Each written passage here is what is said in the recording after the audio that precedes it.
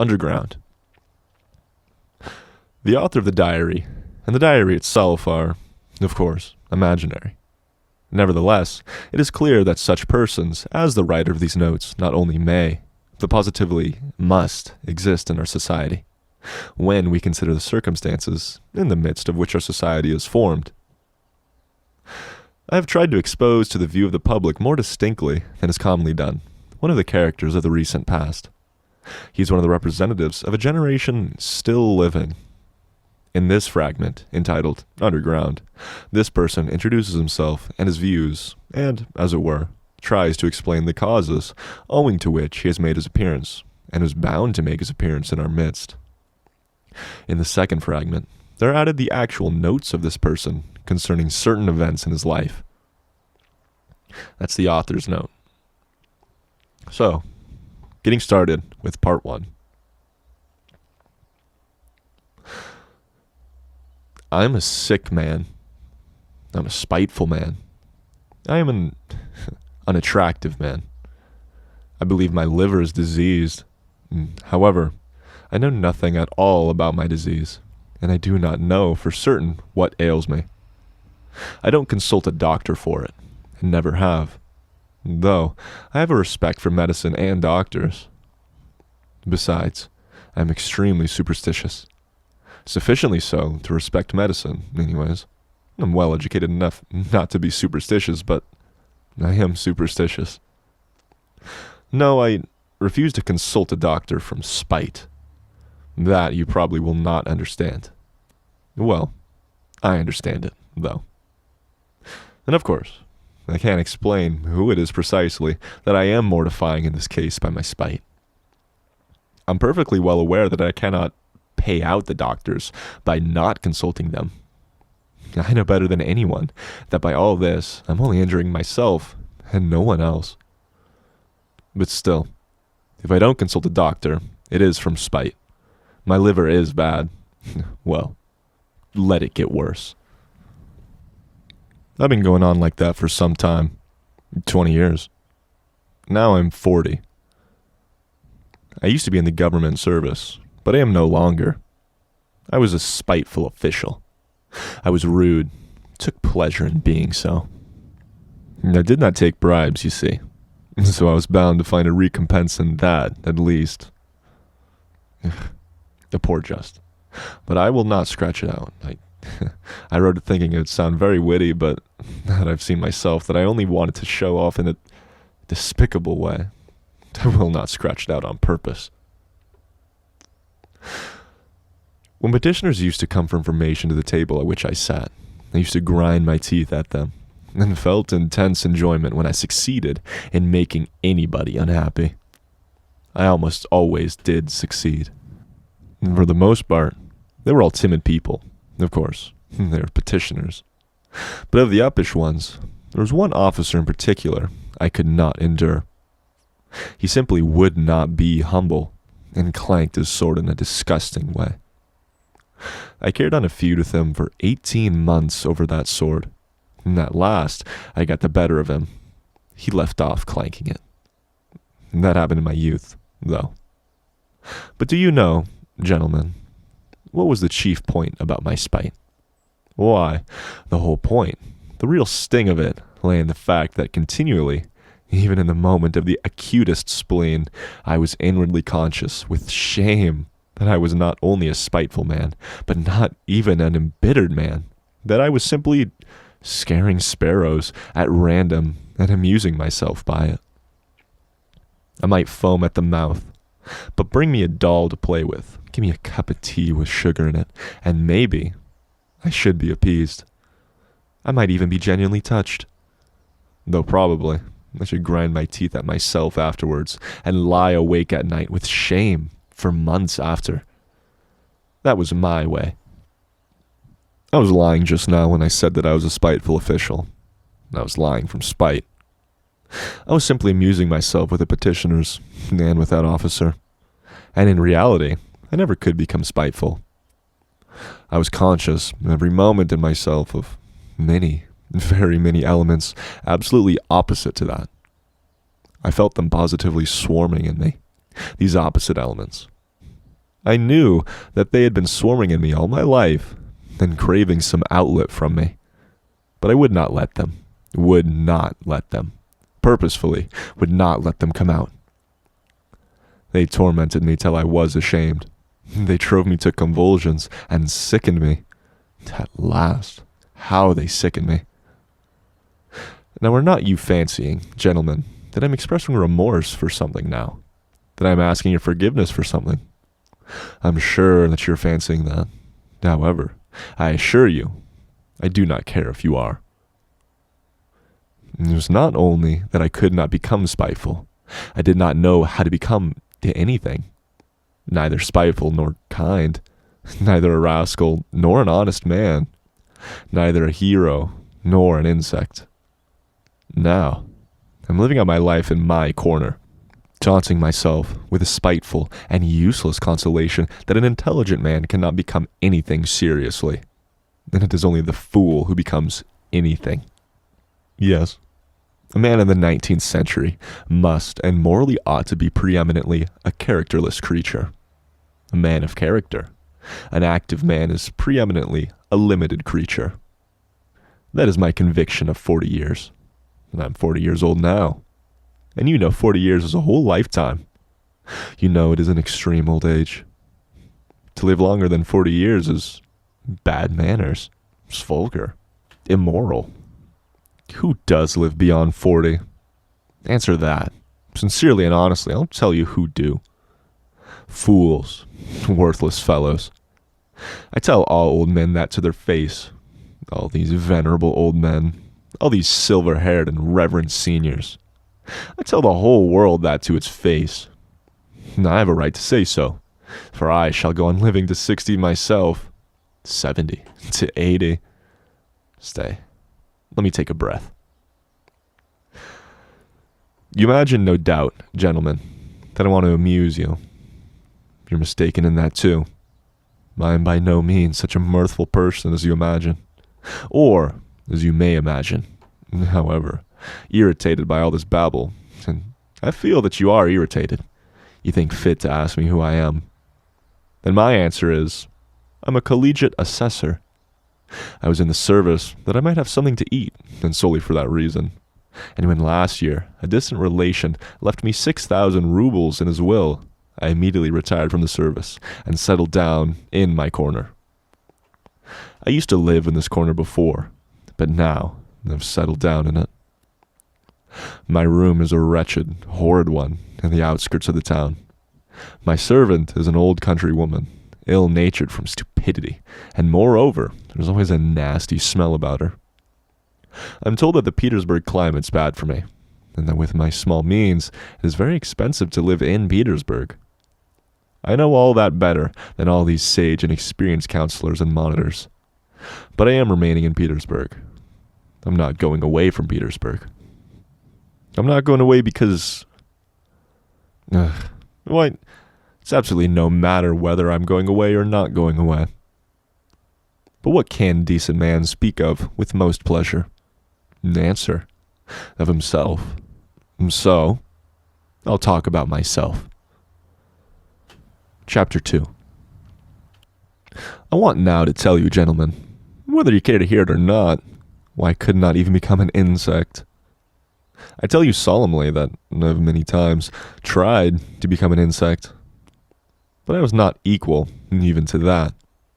I swear, gentlemen, that to be too conscious is an illness, a real thoroughgoing illness. For man's everyday needs, it would have been quite enough to have the ordinary human consciousness.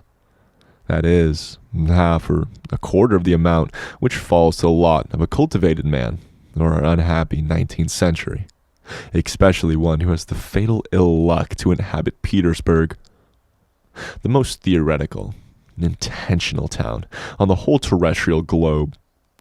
There are intentional and unintentional towns. It would have been quite enough, for instance, to have the consciousness by which all so-called direct persons and men of action live. I bet you think I'm writing all this from affection, to be witty at the expense of men of action. And what is more, that from ill-bred affection, and clanking my sword like my officer. But gentlemen, whoever can pride himself on his diseases and even swagger over them. Though, after all, everyone does do that. People do pride themselves on their diseases, and I do, maybe, more than anyone. We will not dispute it. My contention was absurd, but yet I'm firmly persuaded that a great deal of consciousness, every sort of consciousness, is in fact a disease. I stick to that. Let us leave that, too, for a minute. Tell me this. Why does it happen at the very, yes, at the very moments when I'm most capable of feeling every refinement of all that is sublime and beautiful, as they used to say one time, as though design happened to me, not only to feel, but do such ugly things, such that, well, in short, actions that all, perhaps, commit, but which, as though purposefully, occurred to me at the very time when I was most conscious that they ought not to be committed. The more conscious I was of goodness, and of all that sublime and beautiful, the more deeply I sank into my mire, and the more ready I was to sink in it altogether. But the chief point was that all this was, as it were, not accidental in me, but as though it were bound to me so. It was as though it were my most normal condition, and not in the least disease or depravity, so that at last all desire in me to struggle against the depravity passed. It had ended by my almost believing, perhaps actually believing, that this was perhaps my normal condition. But at first, in the beginning, what agonies I endured in that struggle. I did not believe it was the same with other people, and all my life I hid this fact about myself as a secret. I was ashamed. Even now, perhaps, I am ashamed. I got to the point of feeling a sort of secret abnormal, despicable enjoyment in returning home to my corner on some disgusting Petersburg night, acutely conscious that that day I committed a loathsome action again. Now it was done, could never be undone, and secretly, inwardly gnawing at myself for it, tearing and consuming myself till at last the bitterness turned into a sort of shameful, accursed sweetness, and at last into positive, real enjoyment. Yes, into enjoyment. I insist upon that. I've spoken of this because I keep wanting to know for a fact whether other people feel such enjoyment. And I will explain. The enjoyment was just from the too intense consciousness of one's own degradation. It was from feeling oneself that one had reached the last barrier, that it was horrible, but that it could not be otherwise, that there was no escape for you, that you never could become a different man, that even if time and faith were still left you to change into something different, you would most likely not wish to change. Or, if you did wish to, even, then you would do nothing, because perhaps, in reality, there was nothing for you to change into. And the worst of it was, and the root of it all, that it was all in accord with the normal fundamental laws of overacute consciousness, and with the inertia that was the direct result of those laws, and that consequently, one was not only unable to change, but could do absolutely nothing. Thus, it would follow, as a result of acute consciousness, that one is not to blame in being a scoundrel, as though that were any consolation to the scoundrel once he had come to realize that he was actually a scoundrel. But enough. Ugh. I've talked a lot of nonsense, but what have I explained? How is enjoyment in this to be explained? But I will explain it. I'll get to the bottom of it. That is why I've taken up my pen. I, for instance, have a great deal of amor propria. I am as suspicious and prone to take offense as a humpback or a dwarf. But upon my word, I sometimes have had moments when I had happened to be slapped in the face. I should, perhaps, have been positively glad of it. I say, in earnest, that I should probably have been able to discover, even in that, a peculiar sort of enjoyment. The enjoyment, of course, of despair, but in despair, there are the most intense enjoyments, especially when one is very acutely conscious of the hopelessness of one's position. And when one is slapped in the face, why then the consciousness of being rubbed into a pulp would positively overwhelm me. The worst of it is, look at it which way one will, it still turns out that I was almost the most to blame in everything. And what is most humiliating of all, to blame for no fault of my own, but, so to say, through the laws of nature. In the first place, to blame because I'm cleverer than any of the people surrounding me. I've always considered myself cleverer than any of the people surrounding me, and sometimes, would you believe it, I've been purposefully ashamed of it. At any rate, I have all my life, as it were, turned my eyes away and never could look people straight in the face. To blame, finally, because even if I had the magnanimity, I should only have had more suffering from the sense of its uselessness. I should certainly have never been able to do anything from being magnanimous. Neither to forgive, for my assailant would perhaps have slapped me from the laws of nature, and one cannot forgive the laws of nature. Nor to forget, for, even if it were owing to the laws of nature, it is insulting all the same. Finally, even if I had wanted to be anything but magnanimous, had desired on the contrary to revenge myself on my assailant, I could not have revenged myself on anyone for anything, because I should certainly never have made up my mind to do anything, even if I had been able to. Why should I not have made up my mind? About that in particular, I want to say a few words. Chapter 3. With people who know how to revenge themselves and to stand up for themselves in general, how is it done? Why, when they are possessed, let us suppose, by the feeling of revenge, then, for the first time, there's nothing else but that feeling left in their whole being. Such a gentleman simply dashes straight for his object, like an infuriated bull with its horns down, and nothing but a wall to stop him. By the way, facing the wall, such gentlemen, that is, the direct persons of men of action, are genuinely nonplussed. For them, a wall is not an evasion. As for us people who think and consequently do nothing, it is not an excuse for turning aside, an excuse for which we are always very glad, though we scarcely believe in it ourselves, as a rule. No, they are nonplussed in all sincerity.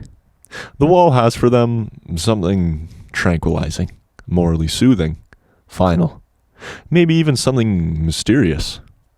But of the wall later. Well, such a direct person I regard as the real normal man, as his tender mother nature wished to see him when she graciously brought him into being on the earth. I envy such a man till I'm green in the face. He's stupid. I'm not disputing that, but perhaps the normal man should be stupid. And how do you know? Perhaps is very beautiful, in fact, and I'm the more persuaded of that suspicion, if one can call it so, by the facts that if you take, for instance, the antithesis of the normal man, that is, the man of acute consciousness, who has come, of course, not out of the lap of nature, but out of a retort. This is almost mysticism, gentlemen, but I suspect this too. This retort-made man is sometimes so nonplussed in the presence of his antithesis that with all his exaggerated consciousness, he genuinely thinks of himself as a mouse and not a man. It may be an acutely conscious mouse, yet it is a mouse, while the other is a man, and therefore, etc., etc. And the worst of it is, he himself, his very own self, looks on himself as a mouse. No one asks him to do so, and that is an important point. Now, let us look at this mouse in action. Let us suppose, for instance, that it feels insulted. Too, it always does feel insulted and wants to revenge itself as well. There may even be a greater accumulation of spite in it than in le homme de la nature et de la vérité. Is that Chinese? The base and nasty desire to vent that spite on its assailant rankles perhaps even more nastily in it than in L'homme de la nature et de la vérité. For through his innate stupidity, the latter looks upon his revenge as justice, pure and simple, while in consequence of his acute consciousness, the mouse does not believe in the justice of it. To come at last to the deed itself, to the very act of revenge, apart from the one fundamental nastiness, the luckless mouse succeeds in creating around it so many other nastinesses in the form of doubts and questions.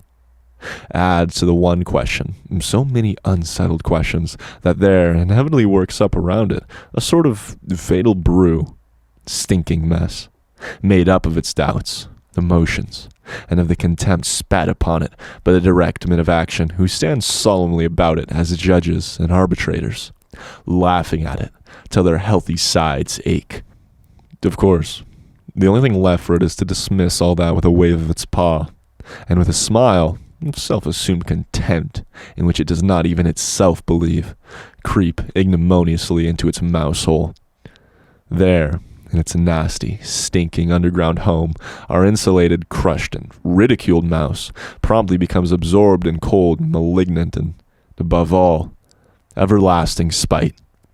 For 40 years together it will remain injury, down to the smallest, most ignominious details, and every time it will add of itself details still more ignominious, spitefully teasing and tormenting itself with its own imagination. It will itself be ashamed of its imaginings, and yet it will recall it all. It will go over and over every last detail. It will invent unheard of things against itself, pretending that those things might happen, and will forgive nothing. Maybe it'll begin to revenge itself too, but, as it were, piecemeal, in trivial ways, from behind the stove, incognito, without believing either in its own right to vengeance or in the success of its revenge, knowing that from all its efforts at revenge, it'll suffer 100 times more than he on whom it revenges itself, while he, I dare say, will not even scratch himself. On its deathbed, it'll recall it all over again, with interest accumulated over all the years. But it is just in that cold, indomitable half-despair, half-belief, in that conscious bearing oneself alive for grief in the underworld for 40 years, in that acutely recognized and yet partly doubtful hopelessness of one's position, in that hell of unsatisfied desires turned inward, in that fever of oscillations of resolutions determined forever and repented of again a minute later, that the savor of that strange enjoyment of which I've spoken lies. It is so subtle, so difficult of analysis, that persons who are a little minded, or even simply persons of strong nerves, will not understand a single atom of it. Possibly, you will add on your own account with a grin, possibly people will not understand it, either who have never received a slap in their face. And in that way, you'll politely hint to me that I, too, perhaps, have had the experience of a slap in my face in my life. And so, I speak as one who knows. I bet that you're thinking that. But, set your minds at rest, gentlemen. I've not received a slap in the face, though it is absolutely a matter of indifference to me what you may think about it. Possibly, I even regret, myself, that I have given so few slaps in my face during my life. But enough. Not another word on that subject of extreme interest with you. I will continue calmly concerning persons with strong nerves who do not understand a certain refinement of enjoyment. Though, in certain circumstances, these gentlemen bellow their loudest like bulls, though this, let us suppose, does them the greatest credit. Yet, as I have said already, confronted with the impossible, they subside at once. The impossible means the stone wall. What stone wall? Why, of course, the laws of nature, the deductions of natural science, mathematics. As soon as they prove to you, for instance, that you are descended from a monkey, then it is no use scowling. Accept it for a fact. When they prove to you that in reality, one drop of your own fat must be dearer to you than 100,000 of your fellow creatures, and that this conclusion is the final solution of all so-called virtues and duties, and all such prejudices and fancies, then You just have to accept it. There's no help for it. For twice 2 is a law of mathematics. Just try refuting it. Upon my word, they will shout at you. It is no use protesting. It is a case of twice 2 makes 4. Nature does not ask your permission. She has nothing to do with your wishes. And whether you like her laws or dislike them, you're bound to accept her as she is.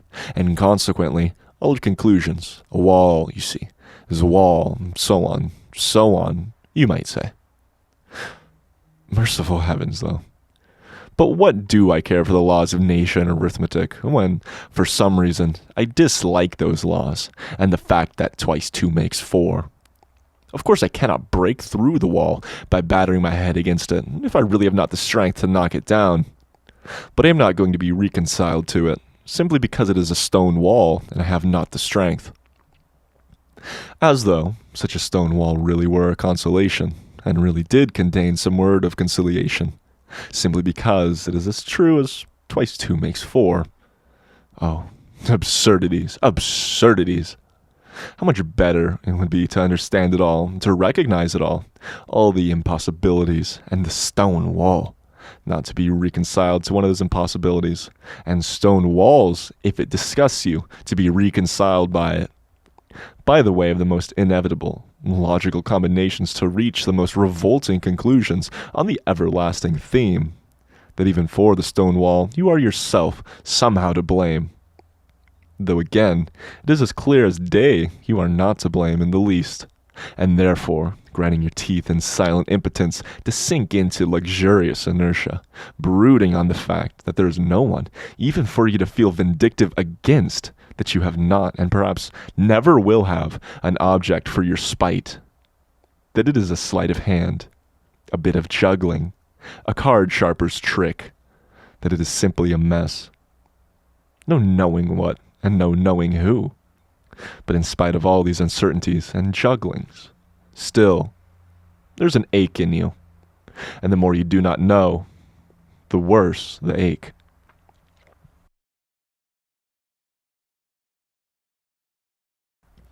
Guys, that's where I'll cut it off for part 1 of the reading. But we're starting on chapter 4 next time.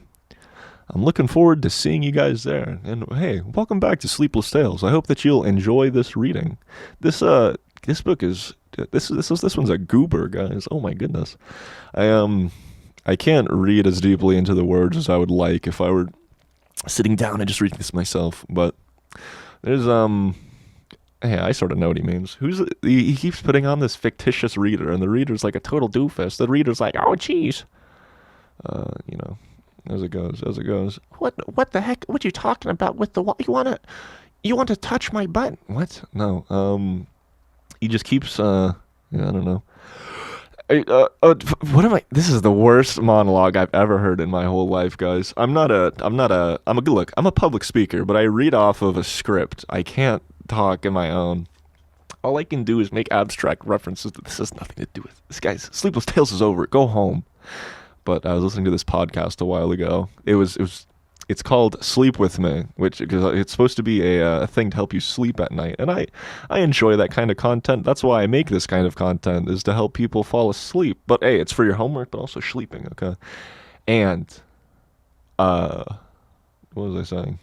Oh yeah, it's terrible. Don't listen to it. It's on NPR. It was so goofy. It was just a guy spitballing with zero content whatsoever. He had no jokes. He probably had like a listicle online that he would read off for the course of 2 hours. He'd probably read off the ads too. It was very NPR, guys. NPR. Pay no mind. Anyways, I'll catch you all in the next part.